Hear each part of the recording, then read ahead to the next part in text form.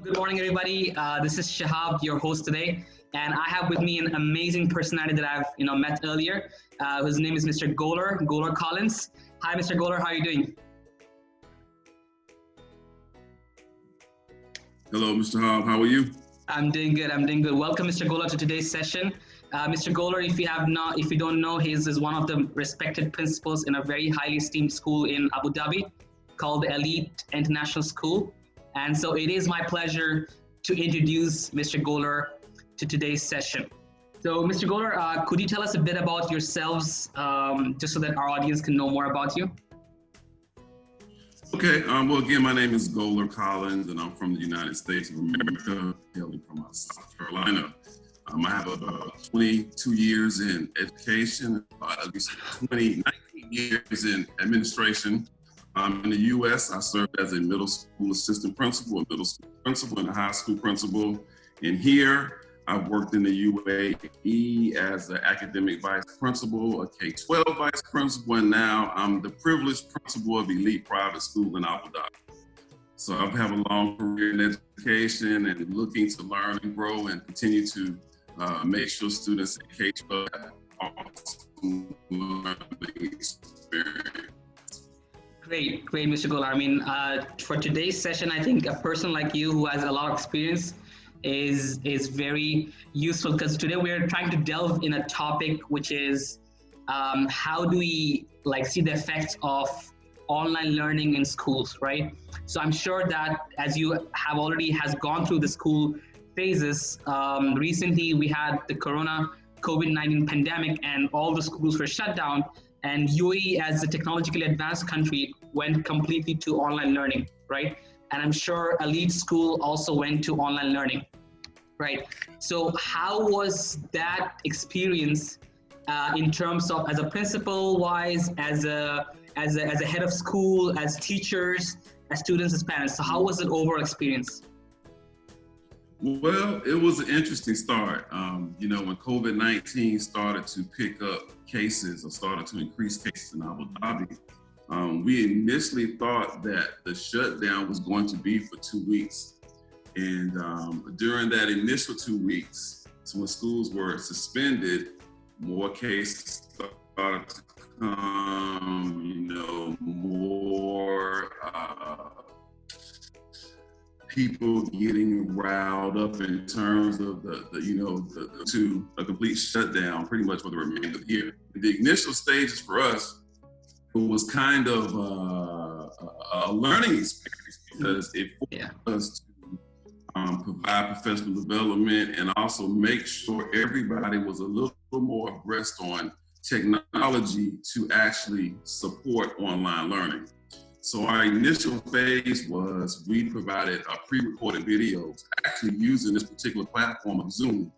So we provided pre-recorded videos for our students to watch during the 2-week period. And as I mentioned earlier, we used soccer.com to assess the students based on what they learned.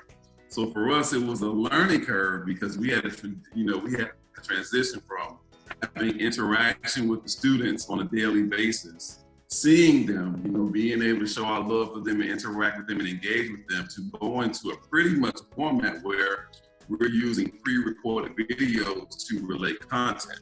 And so it was somewhat of a transition for us, because, when you're teaching, when you're an educator, the interaction with the students is how you gauge understanding, engage, checking for progress and checking for understanding. And initially that component was not there for us. So that was kind of an adjustment for our students, for our parents, and for our teachers. So after the initial 2 weeks went by, we did a survey for our parents to try and assess, what did they think about our program? Well, how can we improve it? What can we add? And overwhelmingly, they wanted to add live sessions so students had a chance to engage with their teachers, so they could see their teachers, so they could, just have some type of dialogue, with all the constituents. So we moved to live sessions using this platform, using Zoom. And it's gone really well. We've gotten a lot of good feedback on our sessions. And also, though we included live sessions, we also kept pre-recorded videos. Because one of the challenges is we have a lot, there's a big family culture here, of course, and a lot of these families have more than one student And some of our households only have 1 or 2 devices, and you have 4 or 5 students in the household. So we try to make our program accommodating and flexible for every, or at least most, family dynamics. So that's how we have, live sessions based on the timetable. We kept the pre-recorded lessons just in case, students weren't able to view the live session due to a family issue or due to another child, another sibling needing the computer or the iPad. But we also record the live sessions so they can go back and watch the sessions later. So we felt like our program was pretty comprehensive, that we had live sessions, we had pre-recorded videos. We also gave the students assignments where they had to submit to the teacher using ClassDojo or Edmodo. So, students had actual assignments like they were in school regularly, to submit to the teachers along with the assessment piece and using Doctor.com so we could actually assess their learning throughout this time. So we've kind of evolved our program, just as things come up. We had to, change the schedule when Ramadan came to reduce the time. We also listened to our students. Some of our students say it was just so much work. And my initial focus was, okay, ATLAB wants us to have distance learning. So as principal, I'm going to make it as close to the regular school day as possible. So at first we had a real big schedule that they had several online classes. And then we kind of trimmed it down because it was new, so we trimmed it down some. Then we ended up trimming, we had a setup where they had to submit 2 assignments per class each week. And so as Ramadan approached, we lowered that or decreased that to one assignment per week because they had weekly assessments every other week in certain classes. So our program has been kind of a living document, if you will. We've added some, we've taken some away. It's going up and down. And so we're just kind of monitoring, adjusting, just trying to make sure, we have a comprehensive approach to our program and also taking into consideration the different family dynamics that our families have in terms of distance learning. Yeah, so that's amazing. Like, I think this is how, normally if you launch a product in the market, it goes through continuous feedback, right? And even if you look at the engineering process, you make something, you see how it works, take the feedback and then improve and feedback and improve. And that's an amazing process. I think it was a great learning process for your school. And that's really good to hear from that side. Now, how do you think what you learned or what you have gained from this whole process, how do you think you can use it to apply in the coming months or post-COVID situation? Well, we don't know how the start of the 2021 school year or the 2021 school year will start. There's a lot of rumors that it will continue to be distance learning, at least. We don't know that for sure. We're pretty much planning to continue our present program because we feel like what we have now encompasses every facet of the education process. We have, like I said, direct instruction, we have assessment, we have assignments, we have feedback. Actually, we just did we just completed a training for our teachers on how to give feedback, specific feedback for our students so they can improve their progress. So we're looking to continue our program, but we want to add some more online learning platforms to increase literacy, to increase math, to increase science practice. So we will add some additions to our program, but as we, the nuts and bolts or the basis of our program will continue. Now, to address what will happen after COVID-19, after students resume to school, my plan is to continue some type of distance learning application for our students, because you have various situations, even if you use what's called a blended classroom, you can use this for differentiation. For example, you can have a teacher that pre-records a video, and you can have one group of students watch the pre-recorded video during the regular class time, and then a teacher can also take another group of students and provide them one-on-one and direct instruction.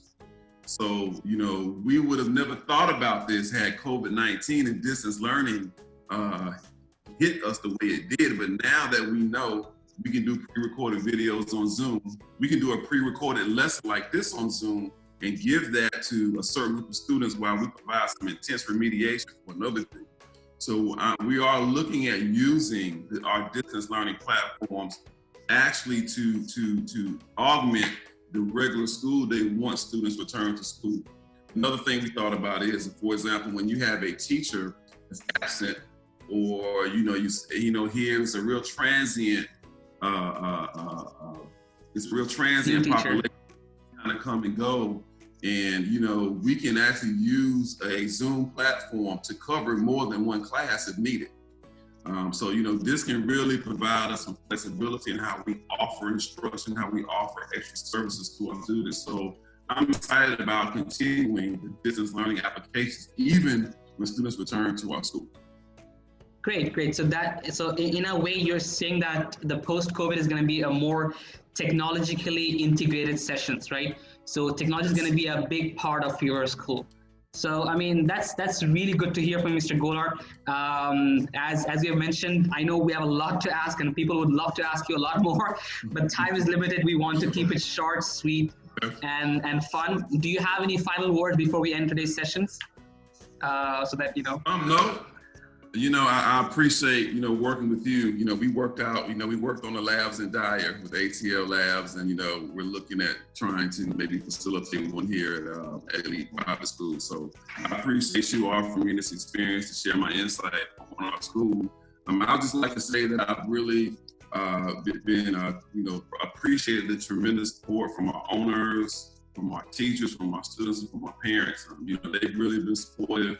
They've done everything that we've asked. We've had to, spend some additional money to provide assessment software, to provide security for Zoom. And so everybody's been really, all of our stakeholders have been really supportive of us and us trying to execute our distance learning program. So I just want to say I appreciate support from the Elite Private School, being elite and our elite stakeholders. And I just, we just wish that everybody is safe during these trying times. And again, I thank you so much for providing me this opportunity to share my insight on our school's program.